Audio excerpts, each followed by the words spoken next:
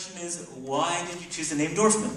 It's a name I've always loved. I actually went to high school with a Dorfman, and she was like Deborah, an unseen person who was, you know how cruel high school can be.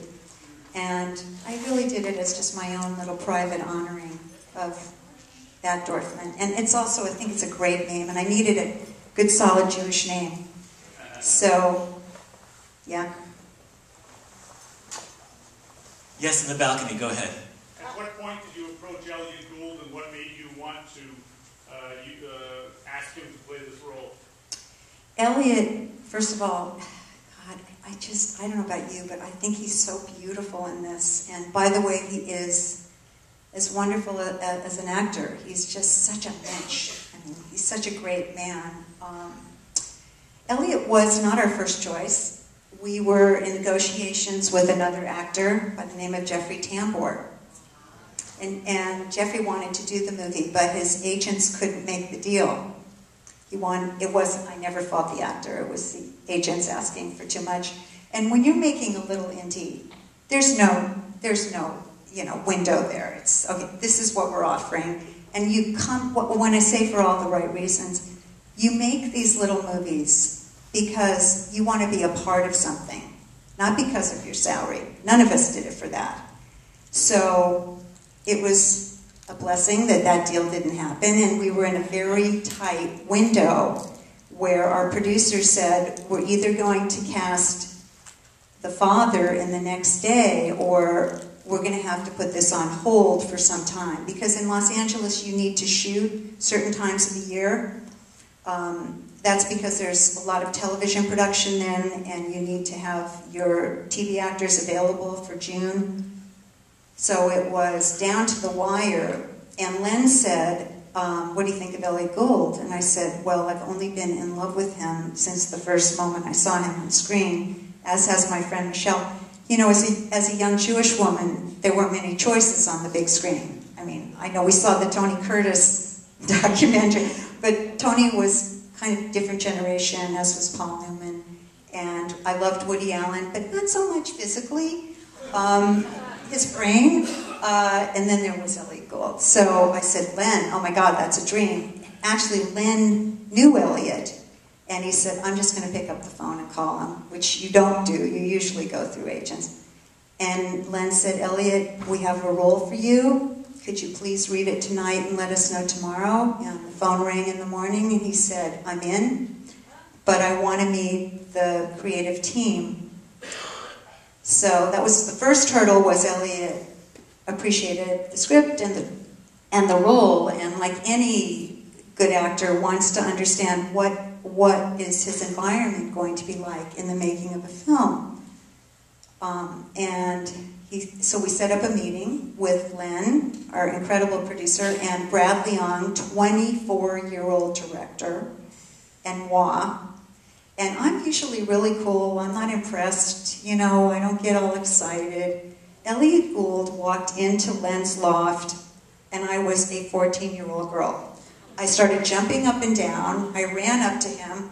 I shook his hand. I wouldn't let go, and I kept saying, I'm so excited, I'm so excited. They had to pry me off of him. Fortunately for me, Elliot found that endearing because it was truly, my heart was just exploding. And, you know, after he met, he had a nice walk around downtown with Brad, a private discussion about the process and what that was going to be. And when he walked back in the door with Brad, he said, let's go. So, and without Elliot Gould, we would not have made this movie. So we owe him everything. We had Sara, but we needed to have the right dad, as you can see why. So, again, a blessing. Any questions? Yes, go ahead. I can see you, yeah, in the front row there. You mentioned distribution. Is there Canadian distribution for this film? Not yet. You know anybody? And can you tell us about the lead actress, the one who Yes, Deborah? Sara Rue has been acting since she's been about 7 years old. Her parents were on Broadway managers, and so she grew up in that acting culture. she's mostly known for her television work. She was on a show called Popular and Less Than Perfect. You'll probably see more of her now because she's on the new Reba McEntire show this coming fall and another show, but mostly known for television. She was the Jenny Craig spokesmodel for a while. That was scary. Sara came in when we cast her, and she was of a certain stature and statuesque woman, and we loved that. And she said, well, you know, I'm the Jenny Craig spokeswoman, and we said, could you please not lose the weight now?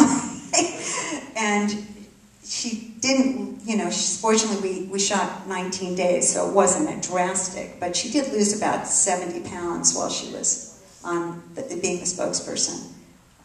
And she's just amazing. I think her, you know, her capacity for comedy and drama is really wonderful. There's so many actors who can do one or the other. The ones that can do both, like Sara and Elliot, are just magical. So when you write a screenplay, not everything makes it into the actual finished film. Is there anything that changed significantly from the screenplay to the film that you were glad with the change? Yeah, you know, that's interesting. First of all, if it's a really healthy, trusting environment, the screenplay changes through the whole process. So the draft I gave to Len was just draft number 1.